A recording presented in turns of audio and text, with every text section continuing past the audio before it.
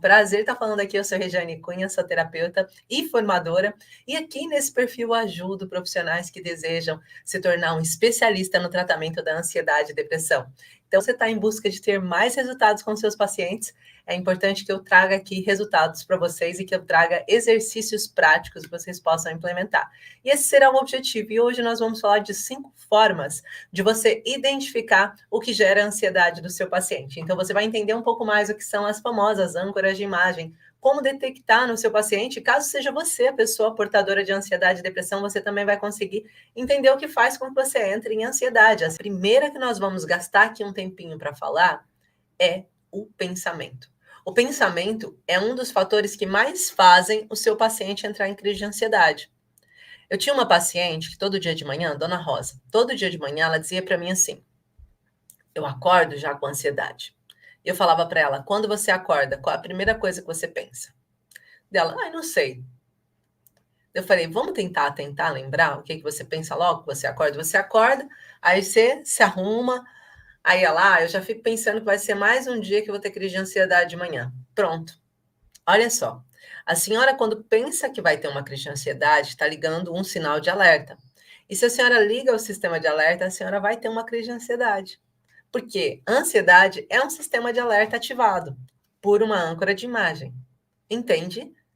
Então a gente precisa fazer com que a senhora acorde de manhã e não fique pensando que vai ter novamente uma crise de ansiedade. Dela: mas eu tenho a crise de ansiedade. Eu não estou dizendo que não tenha, eu estou falando para a gente tentar mudar o pensamento logo de manhã. A senhora gosta de fazer alguma coisa de manhã? Ela falou: eu gosto de fazer oração. Então a senhora vai acordar, é a primeira coisa que você vai fazer, vai beber um copo de água morna e depois vai fazer a sua oração. E depois vai levantar e vai tendo o dia e vai tentar colocar esse pensamento o mais tarde possível. Passado 2 dias, ela me ligou e disse: Gi, melhorei bastante, não tive crise de ansiedade ontem.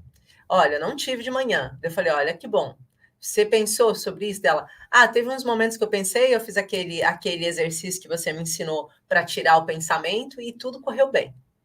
Então, o que eu quero trazer aqui para vocês, gente, é que quanto mais a gente consegue entender quais são as âncoras de imagem, mais fácil é da gente tirar esse paciente ou de sair do caos que se chama ansiedade, tá? E a ansiedade, como quem diz, também a depressão funciona exatamente igual às âncoras de imagem. Então, pensando aqui, os pensamentos.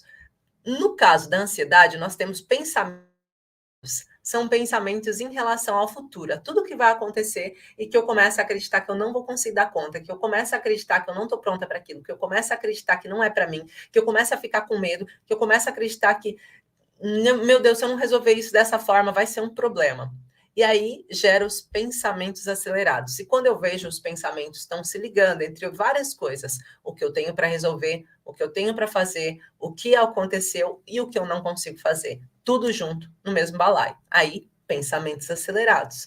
Se no caso eu estou tendo um pensamento ruminante, que já é muito mais característico de depressão ou de ansiedade depressiva, o que acaba acontecendo? O pensamento ruminante, ele é julgador. Por quê? Porque eu estou numa fase mais avançada. A minha ansiedade começa de um jeito e quanto mais ela avança, mais eu caminho para a depressão. Então, eu estou numa fase mais avançada. Eu saio de um sistema de sobrevivência, de luta ou fuga, para um sistema de casulo, um sistema de querer me esconder. Então, nesse processo, o que acontece? Os meus pensamentos são julgadores. Eu sinto que eu não presto, eu sinto que todo mundo, que ninguém gosta de mim, que eu não sou aceita por quem eu sou, que eu não posso falar nada, que eu não devo ter opinião, que as pessoas, inclusive, se eu não estivesse aqui, seria muito melhor para a vida de todo mundo, que eu sou um estorvo. São esses pensamentos que vão sendo gerados. Primeiro, eu entendo que eu não estou adequada ao espaço e que eu estorvo as pessoas. E depois, no processo de isolamento, eu sinto que se a minha presença não existisse, seria muito melhor para todo mundo. Por isso que leva a pensamentos suicidas, né? Não vou falar a palavra toda para não banirem a live. Mas isso é um ponto que a gente tem que ter atenção. Então, os pensamentos são o maior portal, tá? A gente tem 2 portais de entrada para gerar uma crise de ansiedade. E o pensamento é um dos maiores portais, no caso, de crise de ansiedade. Porque quando basta eu começar a pensar que eu tenho contas para pagar, que chegou o fim do mês, que eu não tenho dinheiro, que eu não vou ter trabalho, que eu não consigo resolver as coisas que eu tenho para resolver, isso começa a me afetar de uma tal ordem que eu começo a entrar em estresse.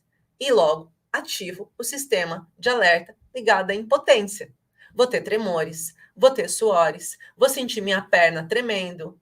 Então, eu estou em processo de um trauma emocional sendo vivido naquele exato momento acumulativo de impotência, ligado por pensamento.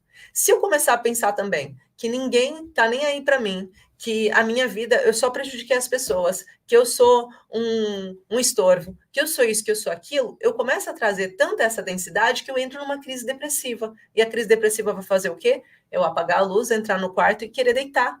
E o meu corpo vai pedir isso se eu não fizer. Sabe como que o corpo do seu paciente vai fazer isso? Trazendo muita cansaço, trazendo muito cansaço, muita fadiga. Vai acionar o C10, o duodeno, vai baixar as defesas imunitárias do seu paciente, vai fazer com que ele fique com o C12 ativado também, que é o pâncreas, fazendo com que ele tenha um sentimento de contrariedade, dores lombares, dores nas costas. Por quê? Porque ele está passando por um processo de dor muito forte.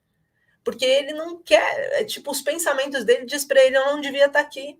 Então, ele está entrando naquele processo no modo casulo. Então, o pensamento, ele é uma das formas que acaba acontecendo com o seu paciente que faz com que acione. Por isso, muitas vezes, a gente tem que pegar o nosso paciente e dizer assim, ó, faça uma lista dos pensamentos que mais acontecem na sua cabeça, principalmente em dia que você tem crise. Só o tipo de pensamento. Eu até costumo fazer uma tabelinha muito fácil, para ser muito simples para o paciente, dividido em pensamentos financeiros, pessoal, familiar e relacionamento, tá? Porque o relacionamento entre homem e mulher, ou mulher e mulher, ou homem e homem, é uma coisa que nos afeta de forma direta. Então, a família é uma coisa. Aqui, o relacionamento de casal é outra. Então, relacionamento de casal, família, pessoal e financeiro. Essas são as áreas que normalmente vai abordar todos os tipos de pensamento. Família pode ser filhos, família pode ser o irmão, o tio ou qualquer coisa. E aí, se eu tenho muitos pensamentos ligados à minha família, eu estou com uma má resolução. Se o paciente chega e fala para mim, eu estou com muitos pensamentos ligado à área familiar, eu já sei que existiu ali um trauma emocional familiar e que não foi digerido até hoje, que as pessoas ainda não se perdoaram, que ainda estou em processo de dor por alguma fala que veio de um parente, por alguma acusação, por alguma rasteira que veio de um parente, e isso está me magoando. Então, o meu trabalho já vai ser direcionar esse paciente para um processo de limpeza e liberação, porque eu estou vendo que é um trauma emocional familiar. Já se ele vem com a área financeira, eu já sei que ele vai ter uma propensão maior para um escudo de sobrevivência. Ele está passando por um processo que ele, por exemplo, vamos imaginar que a Teixeira não pode sair do trabalho, mas também não está conseguindo trabalhar. Por quê? Porque eu sinto que aquele ambiente está tão estressor para mim, está tão difícil eu estar ali, mas ao mesmo tempo é quem me paga as contas. E eu tenho que continuar. Então ele se vê obrigado a ficar numa situação que ele não está. Aí lá, contrariedade indigesta, C12 ativado, dores lombares, dor no cerrado posterior. É uma sequência, tá? Então, os pensamentos são só a porta de entrada. É aquilo que pode ser acionado mesmo quando o seu paciente não fez nada. Então, pela manhã, entender qual é o padrão de pensamento. Ele tem mais crise de manhã, de tarde ou de noite. Mas quando ele fala, eu tenho mais crises pela manhã, o que você faz de manhã? Qual é a sua rotina? E a gente começa a investigar e perceber qual é o padrão de pensamento que ele tem pela manhã, qual o padrão de pensamento que ele tem à tarde, qual o padrão de pensamento que ele tinha à noite, tá? Então, isso é muito importante a gente conseguir compreender. Ficou claro para vocês?